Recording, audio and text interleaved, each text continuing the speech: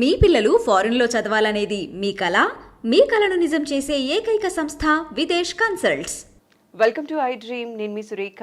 ఇవాళ మనతో పాటు ఉన్నారు స్పిరిచువల్ ఆస్ట్రో సైకాలజిస్ట్ కల్పవల్లి గారు. వారితో మాట్లాడి మరిన్ని విషయాలు తెలుసుకుందాం. నమస్కారం అమ్మ. చెప్తాండి అమ్మ, నార్మల్గా ఆడవారు కానీ అమ్మాయిలు కానీ ఒక పుణ్యక్షేత్రానికి వెళ్ళినప్పుడు వాళ్ళకు ఉన్నటువంటి నెలసరి సమస్య, కొన్నిసార్లు హార్మోనల్ ఇంబ్యాలెన్స్ వల్ల కావచ్చు, ఓవర్ స్ట్రెయిన్ వల్ల కావచ్చు, అనుకున్న సమయానికంటే ముందు కానీ వెనక కానీ ఎప్పుడు వస్తుందో తెలియదు కదమ్మా. అలాంటి నెలసరి సమస్య కనుక క్షేత్రాల్లో వచ్చినట్లయితే ఎలా అమ్మ? అది పాపమని కొందరు అంటూ ఉంటారు, చాలామంది భయపడిపోతూ ఉంటారు. అసలు మానవ జీవితంలో చాలా విషయాలు ఉంటాయి. దాన్ని మనము ప్రతిదానికి మూఢనమ్మకం కింద జమ కట్టకూడదు.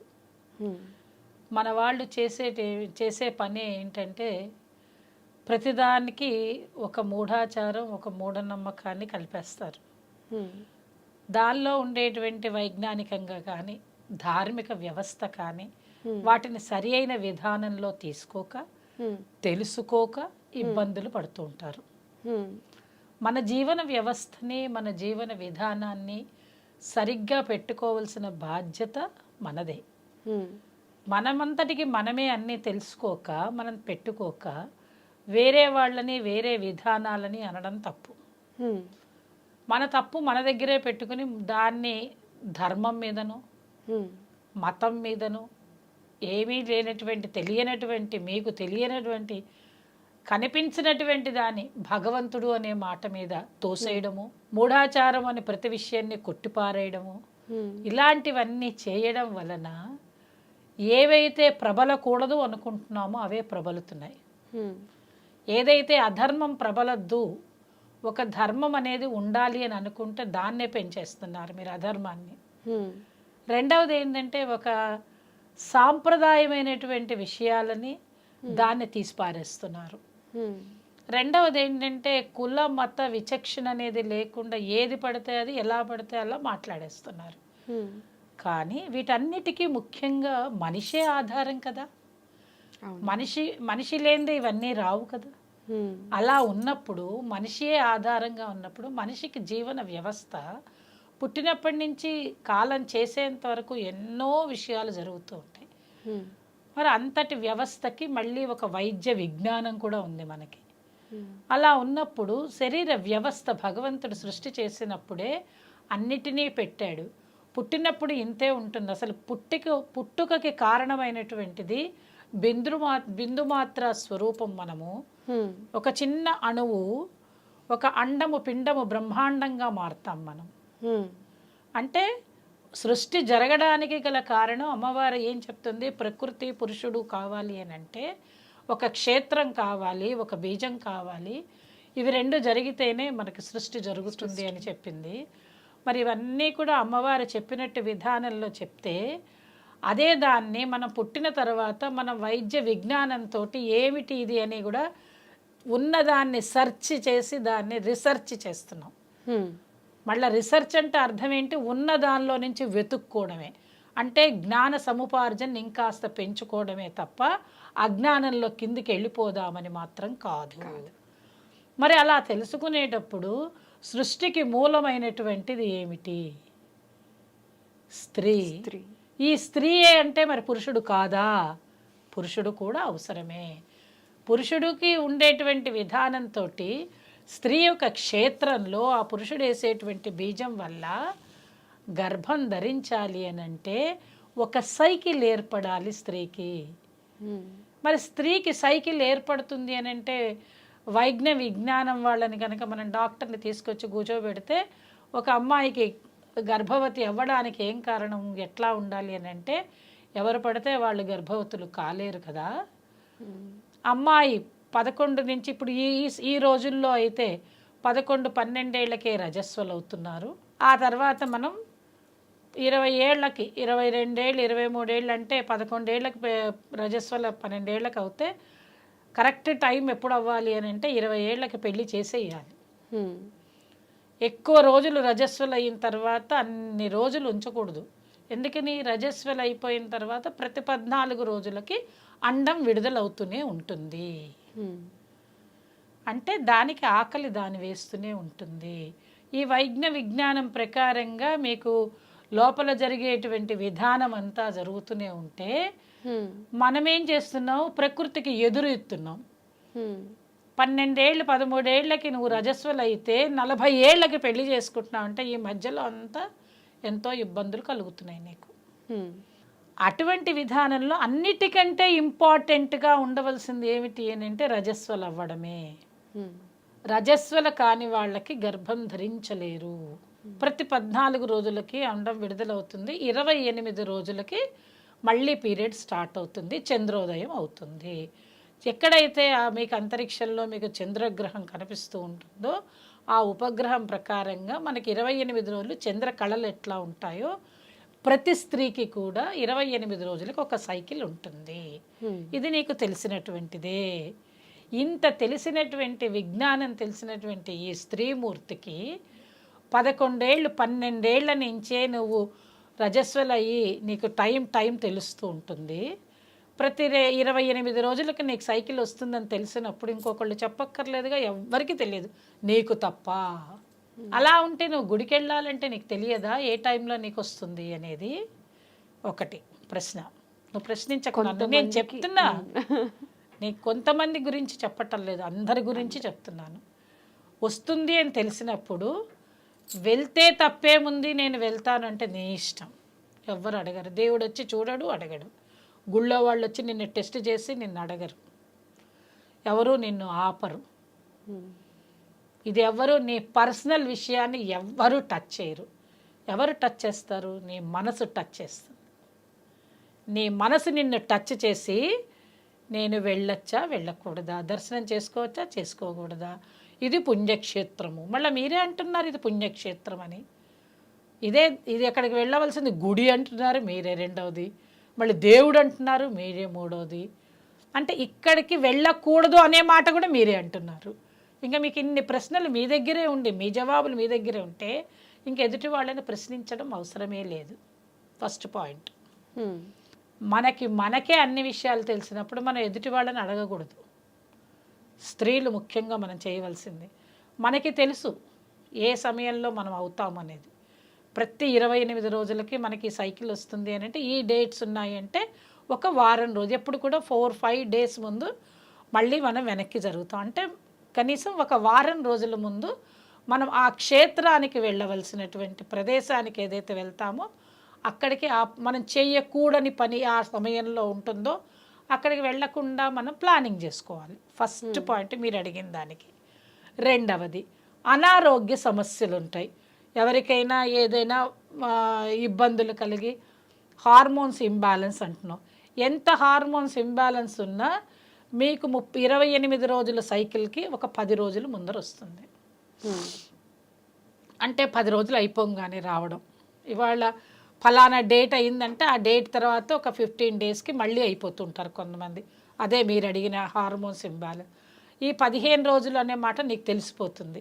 ఎలాగైనా నాకు అనారోగ్యంగా ఉంది, 15 రోజుల లోపల ఉన్నాము, మనం జాగ్రత్తగా టికెట్లు కొనుక్కోవాలి, మనం వెళ్ళాలి అనే ఆలోచన ఆ ఇంటి స్త్రీమూర్తికే తెలుస్తుంది. తను కావాలంటే నా ఆరోగ్యం బాగున్న తర్వాత డాక్టర్ దగ్గరికి వెళ్ళి మందులు తీసుకునే వెళ్తాను అంటుంది, కానీ బలవంతంగా నేను వెళ్తాను అని అనదు. ఎవ్వరు అనరండి సురేఖ, నేను చెప్తున్నాను కదా, నాకు పీరియడ్స్ వచ్చా నేను గుడికి పోతానని ఎవరు అనరు. నువ్వు వెళ్ళమని ₹1,00,00,000 ఇచ్చినా వెళ్ళరు. ఎందుకని అంటే అది వాళ్ళ మానసిక స్వభావము. వాళ్ళు నమ్ముతున్నారా నమ్మరా అవన్నీ మనం అనకూడదు, మన అనవసరం. వాళ్ళ పర్సనల్ విషయం మాట్లాడకూడదు. నమ్మితే వాడే వెళ్ళడు, నమ్మకపోతే వాళ్ళు వెళ్తారు, దీనికి ప్రశ్న లేదు. ఓకే, ఇప్పుడు నేనేం చెప్తున్నాను అంటే సరే అది అయిపోయింది కదా. రెండవది ఏంటి అని అంటే పొరపాటుగా మనం గుడికి వెళ్ళినప్పుడు ఏదైనా అనారోగ్య సమస్యలు వచ్చి ఒకవేళ వారం 10 రోజులు అయిపోగానే వస్తే అది బయట ఉండినట్టుగా లెక్కకి రాదు. పొరపాటుగా 10 రోజులు ఇవాళ డేట్ అయిపోయి స్నానం చేసిన తర్వాత ఆ వారం రోజుల తర్వాత మళ్ళీ కనిపించింది అనుకోండి, రజస్సు కనిపించింది అని అన్నప్పుడు కనుక అది ఎటువంటి మళ్ళీ 30 రోజులకు వచ్చేటువంటి ముట్టు కాదు. ఓకే ఒకవేళ పొరపాటు జరిగినా కూడా, అలా పొరపాటు జరిగినప్పుడు కూడా స్త్రీ ఏం చేస్తుందో తెలుసా? ఒకవేళ ఏదైనా బాత్రూంలోకి వెళ్ళినప్పుడు ఇలా కనిపించింది అనగా తన వెనక్కి వెళ్ళిపోతుంది, ఇష్టపడదు. మన వాళ్ళు వెళ్ళనియండి ముందరికి, నేను తర్వాత వస్తాలే, నాకు ఎట్లాగో కడుపులో నొప్పిగా ఉంది, చేత కావట్లేదని వెనక్కి కూర్చుంటుందే కానీ నువ్వు రమ్మన్నా రాదు. ఇది ఎవరికి డిసిప్లైన్ అంటే స్త్రీకి ఉండే డిసిప్లైన్ ఇది. స్త్రీమూర్తికి దండం పెట్టాలి. స్త్రీ ఎప్పుడూ చాలా చక్కగా తన క్రమశిక్షణలో తను ఎప్పుడు ఉంటుంది. ఇలాంటి విషయాలలో తప్పు చెయ్యదండి. ఇవన్నీ మన వాళ్ళు, మీడియా వాళ్ళు, తర్వాత మిగతా వాళ్ళందరూ దాన్ని పాపం మసిబూసి మారేడికాయ చేసి ఏదేదో కల్పించేస్తున్నారు. అలాంటిది ఏమీ జరగదు. రెండవది ఏంటి అంటే, తెలియకనో తెలుసో కనుక స్నానం అయిపోయిన తర్వాత కూడా ఒకవేళ కొంచెం ఎవరికైనా అనారోగ్య సమస్యలతోటి బ్లీడింగ్ ఉంటే 5 రోజుల తర్వాత వాళ్ళ టికెట్లు కొనుక్కుంటే వాళ్ళు వెళ్ళాల్సి వచ్చింది అనుకోండి, 5 రోజులు 6 రోజుల తర్వాత అప్పుడప్పుడు స్పాటింగ్ జరిగినా దానివల్ల తప్పు లేదు. ఓకే, అదేం తప్పు కాదు. 5వ రోజు తర్వాత 6వ రోజు తర్వాత 7వ రోజు తర్వాత ఎప్పుడైనా స్పాటింగ్ కనిపించింది అని అంటే పొరపాటు అయ్యి దర్శనంకి వెళ్ళినప్పుడు అయితే దానివల్ల నష్టమేం లేదు, దాన్ని ఎవ్వరు ఏమి అన్నారు. ఆ సైకలాజికల్ ఫీలింగ్ పెట్టుకోకూడదు. ఇది పొరపాటుగా జరిగినట్టయితే. కావాలని పోవాలి నేను చేస్తాను అంటే అది ఎవరి మనోవిఘ్నతకి వాళ్ళని వదిలి పెట్టేయాలి. అంతకు మించింది ఏమీ లేదు. దాని నుంచి నీవు అడిగిన మంచి ప్రశ్న అడిగో. దీని నుంచి సంసారాలు విడిపోతున్న కుటుంబాలు చాలా ఉన్నాయి దీనివల్ల. ఏంటి అని అంటే ఇళ్లల్లో కొట్లాటలే దీనివల్ల. దానివల్ల అది పెరిగి పెద్దదవుతాం. పాపం ఆ అమ్మాయి ఏమైనా కావాలని చేస్తుందా అండి? 15 రోజులకి 18 రోజులకి రారా అంటే వస్తాయా? రావు కదా. అది ఆడవాళ్ళు అర్థం చేసుకోవద్దా? చేసుకోవాలి. ఇంట్లో ఉండే ఆడవాళ్ళు అర్థం చేసుకోవాలి, భర్త కూడా అర్థం చేసుకోవాలి. ఏదో అనారోగ్య సమస్య వల్ల వచ్చింది కాబట్టి పొరపాటు అయింది, నేను ఆగిపోతాను. ఇంతలోపల దేవుడు అంటే ఏంటండి? మీరు నమ్మేటువంటి విధానము, మీ క్రమశిక్షణకి భగవంతుడు అనేటువంటి మాట. దేవుడు అంటే ఎప్పుడు ఆంజనేయ స్వామి గద పట్టుకొని వచ్చి అక్కడ కూర్చోడు, మీ మనసులోనే ఉన్నాడు. శ్రీమాత వచ్చి అక్కడ కూర్చోదు, శ్రీమాత మీలోనే ఉంది. మీరు ధార్మిక జీవనానికి నాంది పలికితేనే మీ దగ్గర ఉంటుంది. మీరు అధర్మంగా ప్రవర్తిస్తానంటే ఇంకా దానికి దేవుడు అనే మాట ఎందుకు ట్యాగ్? మీ పని మీరు చేస్తూ నాకు మళ్ళీ దేవుడు చేశాడు ఈ పని అండవు ఎందుకు? మనకు తెలుసు కదా ఏం చెయ్యాలి ఏం చెయ్యకూడదు. మళ్ళీ మనం ఎందుకు దీనికి ట్యాగులు పెట్టడం?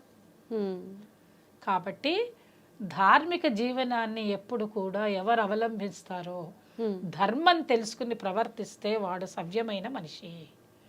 ఆ కుటుంబంలో కానీ బయట కానీ ఎక్కడైనా సరే భార్యని భార్యలాగా చూడాలి, భర్తని భర్తగా చూడాలి.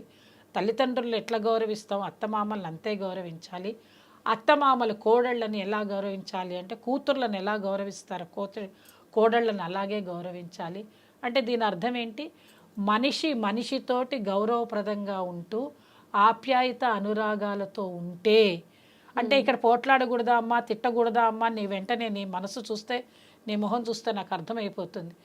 పోట్లాడాలి, అరవాలి, తిట్టుకోవాలి, కానీ బంధం అనేది విడిపోకుండా ఉంచుకుని జాగ్రత్తగా కాపాడుకుంటూ ఉండేదే బంధము, అదే బాంధవ్యము.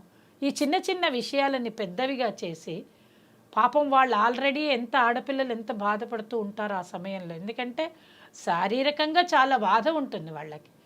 అలాంటి బాధపడుతున్న పిల్లల్ని నువ్వు ఇంకా ఏవేవో పెట్టి తిట్టకూడదు. గుళ్ళకి వాళ్ళు రారు, గుడికి గోపురానికి రారు, పెళ్ళి పేరెంటాలకి రారు, అలాంటివి ఏవి కలపరు, అలాంటివి చెయ్యరు. పొరపాటుగా ఏదైనా జరిగింది అంటే మనం అడ్జస్ట్ చేసుకుని వాళ్ళే బయటికి వెళ్ళిపోతారు. దాన్ని హైలైట్ చేయకూడదు. గుడి దగ్గరికి వెళ్ళినప్పుడు అయ్యింది అనుకోండి, ఆడపిల్లలు ఉంటారు, పెద్దవాళ్ళ దాకా ఎందుకు, చిన్నపిల్లలు ఉంటారు, దానికి ఏం చేస్తాం, అమ్మ బయటకు వచ్చేస్తుంది. ఓకే నాన్న పర్వాలేదు లేరా, దేవుడికి అన్నీ తెలుసు, మనం ఎందుకులే నాన్న, మనం వెళ్ళి హోటల్లో కూర్చుందా, నాన్న వాళ్ళు వెళ్ళి వస్తారంటే అయిపోయే. ఇక దానికి ఇంత చాటభారతం తీసి కలిపేసేసి రచ్చ చేసేసుకుని ఒకళ్ళనొకళ్ళు కొట్టేసుకుని అవి అవసరం లేదు. మీరు అడిగిన ప్రశ్నలో ఏదైనా పొరపాటు జరిగినప్పుడు కనుక వెళ్తే ముందరికి వెళ్లకుండా సాధ్యమైనంత వరకు వెనక్కి రావచ్చు. ఒకవేళ అక్కడ దర్శనం దగ్గర అయ్యిందనుకోండి, మనకేం తెలుసు, మన కళ్ళతో చూస్తేనే ఏదైనా అవును.